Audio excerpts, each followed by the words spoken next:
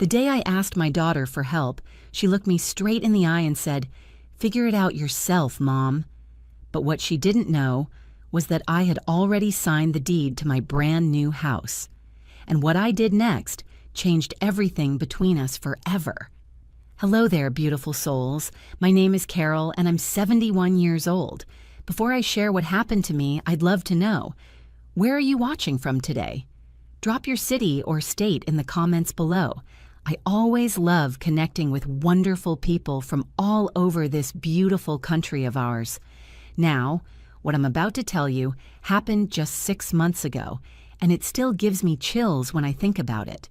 It's a story about the moment I realized that sometimes the people we love most can surprise us in the most hurtful ways. But it's also about discovering strength I never knew I had. Let me paint you a picture of my life before everything changed. I'd been living in the same house for 43 years, the house where my husband Frank and I raised our daughter Jessica. After Frank passed away 5 years ago from a sudden heart attack, that house became both my sanctuary and my burden. You see, it was a beautiful Victorian home with high ceilings, original hardwood floors, and a wraparound porch that Frank had restored with his own 2 hands. But it was also 4 bedrooms and 3 bathrooms that I didn't need, with heating bills that made my fixed income stretch thinner each month, and maintenance issues that seemed to multiply faster than I could handle them. The roof leaked during heavy rains. The old furnace coughed and wheezed through every winter. The front steps had started to sag, and the paint was peeling on the north side where the wind hit hardest. At my age, climbing a ladder to clean gutters wasn't just difficult, it was dangerous. But every time I looked around at Frank's handiwork, at the wallpaper we'd chosen together, at the height marks on the kitchen door frame where we'd measured Jessica's growth, I couldn't bear the thought of leaving. Jessica lived about 20 minutes away with her husband Mark and their 2 teenage boys, Tyler and Connor. She had a successful career as a marketing director for a pharmaceutical company, and Mark was an attorney. They lived in a sprawling suburban home with a 3-car garage and a pool in the backyard. From the outside looking in, they had everything anyone could want. But here's what I didn't fully understand until that terrible day. Jessica had been watching my struggles with the house, not with concern for my well-being, but with dollar signs in her eyes. You see, our neighborhood had been changing over the past few years. Young families were moving in, renovating the old homes, and property values were climbing steadily. My house, despite its needs, was sitting on a prime lot in what real estate agents were now calling a highly desirable historic district. Jessica knew this. She knew it very well. For months leading up to that day, she'd been dropping hints about my situation. During our weekly phone calls, she'd say things like, "Mom, you know you can't stay in that big house forever," or "Have you given any more thought to your future living arrangements?" At family dinners, she'd point out every little thing that needed fixing. The loose banister, the squeaky floorboard, the way the bathroom faucet dripped. I thought she was being caring. I thought she was worried about her aging mother living alone in a house that was becoming too much to handle. I was grateful that she was paying attention, that she cared enough to notice these things. How naive I was. The turning point came on a Thursday morning in March. I'd been dealing with a plumbing emergency. The main water line to the house had burst during a particularly harsh cold snap, flooding my basement and damaging some of Frank's old workshop equipment and several boxes of family photos that I'd stored down there. I called a plumber, but he couldn't come until the following Monday. Meanwhile, I had no water in the house. None. I couldn't shower, couldn't wash dishes, couldn't even make a cup of coffee. At 71, I wasn't exactly equipped to dig up my front yard and fix a water main myself. I'd been staying at a nearby motel for 3 nights, paying $90 a night that I really couldn't afford. I was exhausted, overwhelmed, and for the first time since Frank died, I felt truly helpless. That's when I decided to swallow my pride and call Jessica. "Honey," I said when she answered, "I hate to bother you at work, but I'm in a real bind here." I explained about the water line, about the motel, about feeling lost and unsure of what to do next. I wasn't asking for money.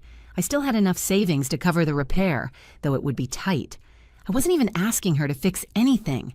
I just needed someone to care, someone to maybe offer a guest room for a few nights, or perhaps just some emotional support during a difficult time.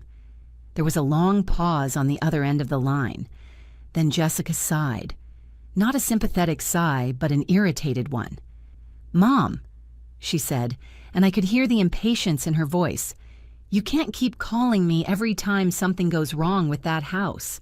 I have my own family to worry about, my own responsibilities. I can't be your handyman or your hotel or your problem solver. You're going to have to figure it out yourself." Figure it out yourself. Those 4 words hit me like a physical blow. "But Jessica," I started to say, "I'm not asking you to fix anything. I just thought maybe what? Maybe I could drop everything and come rescue you? Mom, we've talked about this. That house is too much for you. It's been too much for you for years. Instead of calling me every time there's a crisis, maybe you should be using this as motivation to finally make some adult decisions about your living situation." Adult decisions. As if 71 years of making decisions, of raising a child, of caring for a dying husband, of managing a household and a life, somehow didn't count as adult enough. "I have to go," she continued. "I'm in the middle of preparing for a big presentation. Call a hotel if you need to. Call a plumber. Call someone else. But stop calling me with these emergencies. I can't be responsible for every little thing that goes wrong in your life." And then she hung up. I sat in that dingy motel room, holding my cell phone, staring at the screen that said, "Call ended," and I felt something break inside me. Not just my heart, though that was certainly shattered. Something deeper than that. Something fundamental about who I thought my daughter was, about what I thought our relationship meant. But here's what Jessica didn't know as she sat in her corner office, preparing for her important presentation, feeling proud of herself for setting boundaries with her needy mother. 3 weeks earlier, I had done something that would have shocked her to her core.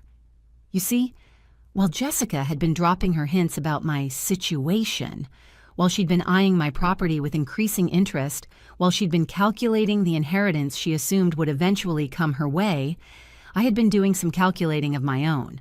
I'd been watching the real estate market too. I'd seen what homes in my neighborhood were selling for, and I'd realized that the equity I'd built up in my house over 4 decades wasn't just going to be my daughter's nest egg someday. It could be my freedom today. So I'd done something I hadn't told anyone about. Not Jessica, not my neighbors, not even my closest friend. I'd contacted a real estate agent, got my house appraised, and started looking at smaller properties in a lovely, active senior community about an hour north of town. The community was called Sunset Manor, and it was nothing like the sterile, institutional nursing homes that Jessica had started hinting I might need to consider. These were beautiful, maintenance-free condominiums designed specifically for active seniors who wanted independence without the burden of home ownership responsibilities. Each unit was a spacious 1 or 2 bedroom condo with modern appliances, central air and heat, and access to a community center with a library, fitness facilities, organized social activities, and even transportation services for shopping and medical appointments. There was a waiting list, but when I explained my situation, they told me they expected to have a perfect unit available within the month. The best part? After selling my house and buying the condo, I would have enough money left over to live comfortably for the rest of my life. Not just comfortably, better than I'd lived in years. No more choosing between heating bills and grocery money. No more lying awake at night worrying about major repairs. No more feeling like a burden on anyone. 3 weeks before that phone call from the motel room, I had signed the purchase agreement for a beautiful 2-bedroom condo with a view of a lake and a small garden where I could grow tomatoes and flowers. The closing was scheduled for the following month. I had been planning to surprise Jessica with the news over dinner to show her that her mother was more capable and resourceful than she'd given me credit for. But after that phone call, after hearing her tell me to figure it out myself, I decided that Jessica had forfeited the right to be part of my good news. If she wanted me to figure it out myself, then that's exactly what I would do. The next morning, I checked out of the motel and drove to my friend Eleanor's house. Eleanor was my age, a widow like me, and someone who had always been generous with her spare bedroom when friends needed a place to stay. When I explained about the water line, she immediately invited me to stay as long as I needed. I didn't mention the conversation with Jessica. I didn't want Eleanor to think badly of my daughter, even though I was starting to think badly of her myself. The plumber came that Monday and fixed the water line. The bill was $850, money I could afford to pay, though it stung. As he worked, he looked around my basement and shook his head. "Ma'am," he said gently, "I hope you don't mind me saying this, but you've got some other issues down here that are going to need attention soon. That old water heater is on its last legs, and I can see some signs that you might have foundation settling that could cause problems down the line. I'm not trying to sell you anything. I'm just concerned about an older lady living alone with these kinds of potential issues." I thanked him for his honesty and paid his bill. Then I went upstairs and called my real estate agent. "How quickly can we expedite the closing?" I asked. She managed to move everything up by 2 weeks. During those 2 weeks, I quietly started packing. I sorted through 43 years of accumulated belongings, deciding what to take to my new life and what to donate or throw away. It was harder than I'd expected, but also liberating. Each box I packed felt like a step toward freedom. Jessica called once during this time, but it wasn't to apologize or check on how I was managing after the waterline crisis. It was to invite me to Tyler's baseball game that weekend. "If you're free," she said, as if I might have a packed social calendar. I went to the game. I cheered for my grandson, hugged him afterward, and acted like everything was normal. Jessica chatted about work, about Mark's latest case, about Connor's grades. She never once asked how I was doing or whether I'd managed to figure it out like she told me to do. As I watched her that day, I realized something that made me profoundly sad. Jessica had become someone I didn't recognize, the little girl who used to bring me dandelions and call them beautiful flowers, who used to cry if she accidentally stepped on an ant, who used to tell me I was the best mommy in the world. That little girl had grown into a woman who could dismiss her mother's desperate call for help without a second thought. When had she become so cold? When had she started seeing me as an obligation rather than the person who had loved her unconditionally for 38 years? I didn't have answers to those questions, but I knew one thing for certain. I was done trying to earn back the daughter I used to know. It was time to focus on the life I could still build for myself. The closing on my new condo was scheduled for a Friday morning. The day before, I hired a moving company to come pack up my remaining belongings. I'd already donated most of Frank's tools to a local vocational school, given bags of clothes to a women's shelter, and sold several pieces of furniture that wouldn't fit in my new place.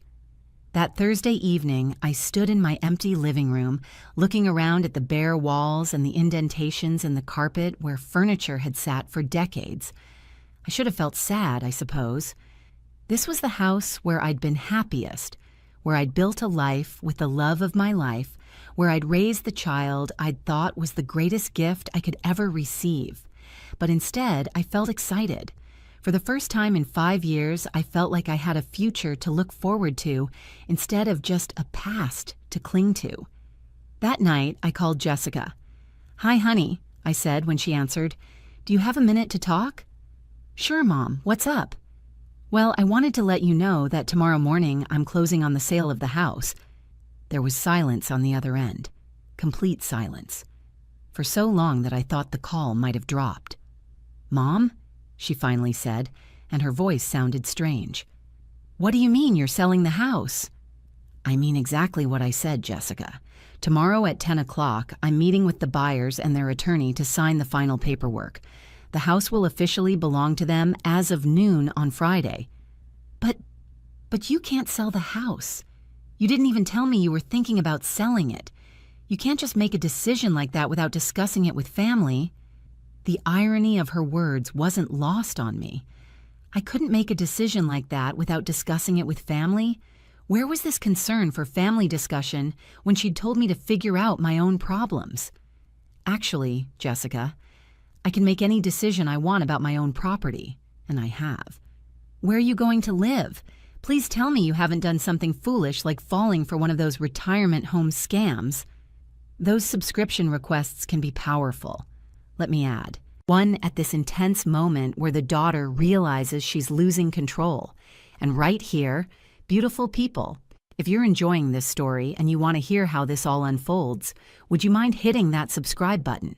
It really helps me bring you more stories like this one. Thank you so much. I've purchased a lovely condominium in a senior community called Sunset Manor, I said calmly. It's about an hour north of here, near the lake. I'll have my own place, but without any of the maintenance responsibilities. There's a community center with activities and a library, and I'll have neighbors my own age who actually want to spend time together. An hour north? Mom, that's too far away. What if something happens to you? What if you have an emergency?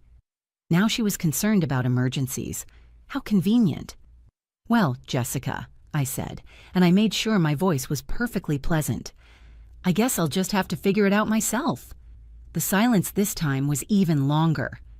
Mom, she said finally, and now I could hear panic creeping into her voice. We need to talk about this. This is a huge decision. You can't just... what about the family history in that house? What about all the memories? What about Dad's workshop? What about the inheritance she'd been counting on, is what she really meant. The memories will come with me, I said. As for Dad's workshop, I donated his tools to the Lincoln County Vocational School. There are young people there learning skilled trades who will put them to good use. I think Frank would have liked that. You donated Dad's tools? Mom, some of those were antiques. They were probably worth thousands of dollars. And what about discussing this with me first? I could have helped you figure out what was valuable, what should be kept in the family. Kept in the family, meaning kept for her to inherit. Jessica, I said, and now my voice wasn't quite so pleasant anymore. 3 weeks ago, when my water line burst and I had no place to stay and no idea how to handle the crisis, I called you looking for help. Not money, not solutions. Just someone who cared enough to offer support during a difficult time. Do you remember what you told me? Mom, that's not fair. I was having a really stressful day at work, and you told me to figure it out myself. You told me you couldn't be responsible for every little thing that went wrong in my life. You told me I needed to make adult decisions about my living situation. I didn't mean, so that's exactly what I did. I figured it out myself. I made an adult decision about my living situation. I solved my own problems without bothering you. Isn't this exactly what you wanted? That's not what I meant, and you know it. No, Jessica, I don't know it. Because when your 71-year-old mother called you in distress, you couldn't be bothered to offer even basic emotional support, so I learned to stop expecting it from you. I could hear her starting to cry now, and part of me, the mother part that had comforted her through scraped knees and broken hearts and teenage disappointments, wanted to soften my tone, to apologize, to make it better. But the woman who had spent 3 nights in a dingy motel room, feeling abandoned and unloved, wasn't ready to make it better. When do you close on the new place? She asked. Tomorrow morning, same time as the sale closing. I'll move in this weekend. Can I see it? Can we talk about this more? Of course you can see it, I said. It's a lovely place. I think you'll be impressed with how well I've figured things out for myself. The next morning, I dressed in my best suit, a navy blue outfit that Frank had always said made me look distinguished, and drove to the law office where both closings would take place. The buyers were a young couple with 2 small children who had fallen in love with the house's character and were excited about the prospect of restoration. The husband was a carpenter, and his eyes had lit up when he saw Frank's craftsmanship. We promised to take good care of it, the wife had told me when we'd first met. We can see how much love went into this house.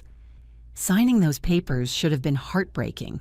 Watching strangers take legal ownership of the place where I'd spent most of my adult life should have felt like losing everything that mattered.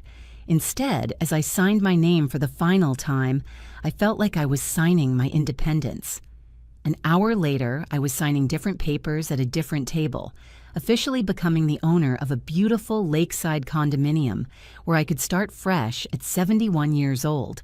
I spent that weekend moving in, arranging my furniture, hanging pictures, and setting up my new life. Eleanor came to help, and so did a few other friends from church. We worked together, laughed together, and by Sunday evening, my new place felt like home. Jessica didn't come to help. She didn't even call. It was Tuesday when she finally showed up. I was sitting on my small patio, watching the sunset over the lake and reading a book, when I heard a car in the driveway. I looked up to see Jessica walking toward me, and the expression on her face was one I'd never seen before. It was somewhere between devastated and furious. "Hi, honey," I said, setting down my book. "This is a nice surprise. Would you like some iced tea?" She sat down in the chair across from me without saying anything for a long moment. Then she looked around at the patio, at the view of the lake, at the well-maintained grounds of the community visible through the trees. "It's nice," she said finally, and she sounded surprised. "Thank you. I think so, too." "Mom," she said, and now she leaned forward, her voice urgent. "We need to talk about what you've done." "What I've done? You mean what I've done about figuring out my own problems and making adult decisions about my living situation?" She winced.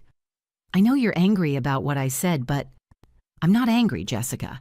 Anger implies that I still have expectations that can be disappointed. I've moved beyond that." "What does that mean?" I looked at my daughter, this woman who looked so much like me at her age, who had my eyes and her father's stubborn chin, and I tried to figure out how to explain what I'd learned about both of us over the past month. "It means that for the first time in 5 years, I'm not spending my days worrying about being a burden on you. I'm not lying awake at night wondering if the next crisis will be the one that finally exhausts your patience completely. I'm not constantly grateful for scraps of attention or afraid to ask for help when I need it." "Mom, I never said you were a burden." "You didn't have to say it. It was clear in every sigh when I called, every suggestion that I should consider other options, every time you pointed out something else that was wrong with the house. You saw me as a problem to be managed, not a person to be loved." Her face crumpled. "That's not true." "Isn't it? When was the last time you called me just to talk? When was the last time you asked about my day, my thoughts, my feelings about anything other than my housing situation? When was the last time you treated me like someone whose company you actually enjoyed?" She opened her mouth to answer, and then closed it again, because we both knew the answer was that it had been a very long time. "I thought," she said finally, tears starting to flow, "I thought I was being practical. I thought I was helping you face reality." "No, Jessica, you were helping me face your reality. Your reality where I was becoming inconvenient, where my problems were interfering with your life, where the house you expected to inherit was costing more to maintain than you thought it was worth. I wasn't thinking about inheritance."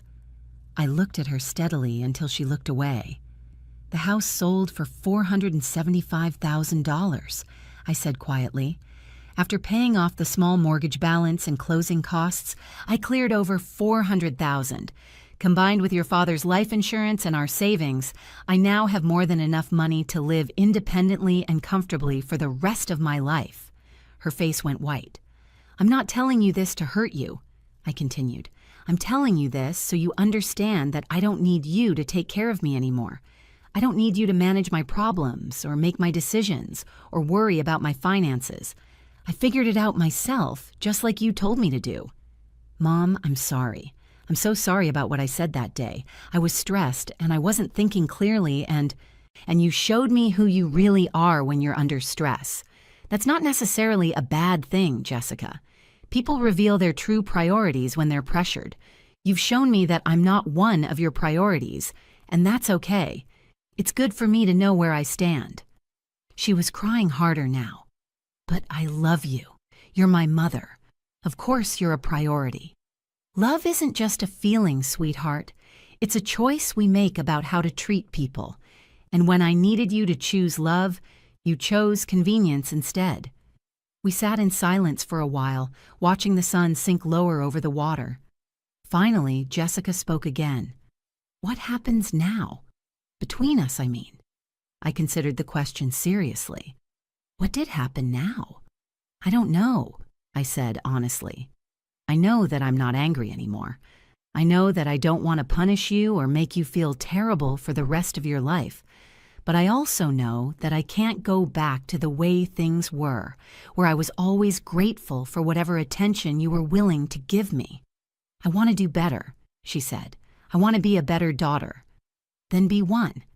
Not because you feel guilty, and not because you're worried about what people will think, and not because you're concerned about some future inheritance that no longer exists the way you thought it did. Be a better daughter because you genuinely want a relationship with the person I actually am, not the person you thought I should be. She nodded, wiping her eyes. Can I visit you again? Can we try to start over? You can visit any time you want, I said. But understand that this is my home now. I'm not a problem to be solved anymore. I'm not someone who needs to be managed or guided toward better decisions. I'm a woman who has built a good life for herself. And if you want to be part of that life, you're welcome. But only if you want to be here, not because you think you should be. Jessica stayed for dinner that night. We talked more honestly than we had in years, and for the first time since Frank died, I saw glimpses of the daughter I remembered, the one who used to tell me everything, who used to think I was wise and funny and worth spending time with. It wasn't a complete reconciliation. Trust, once broken, takes time to rebuild, but it was a beginning. More importantly, it was my beginning. At 71 years old, I had learned that I didn't need anyone's permission to make my own decisions, solve my own problems, or build my own happiness. I had figured it out myself, and it turned out I was much more capable than anyone, including me, had given me credit for. That was 6 months ago. Since then, Jessica and I have slowly been rebuilding our relationship, but on different terms than before. She visits every few weeks, not because she feels obligated to check on her helpless mother, but because we actually enjoy each other's company again. She's started asking my advice about things, work situations, parenting challenges with the boys. And I realized that somewhere along the way, she had forgotten that I'm actually pretty good at figuring things out. As for me, I love my new life. I've made friends in the community, joined a book club, started taking watercolor painting classes, and even learned to play bridge. Last month, I took a weekend trip to visit Eleanor's sister in Colorado, and next spring, I'm planning to take a river cruise through Europe, something Frank and I always talked about doing but never got around to. The best part is that every decision I make now is mine alone. I don't have to worry about being a burden, because I'm not one. I don't have to ask permission or approval, because this is my life to live. Sometimes people ask me if I regret selling the family home, if I miss it. The truth is, I miss the memories that house held, but memories aren't tied to buildings. They're carried in our hearts. And my heart is much lighter these days. If you're watching this and you recognize yourself in my story, whether you're the mother who's been made to feel like a burden, or maybe even the daughter who's been too busy to really see your parent as a whole person, I hope you'll take something valuable from what happened to me. We're all capable of more than people give us credit for. We're all worth more than being someone else's obligation, and it's never too late to figure it out for yourself. Thank you for listening to my story. I hope it reminded you that every ending can also be a beginning, if we're brave enough to write a new chapter. Until next time, take care of yourselves. And remember, you're stronger than you know.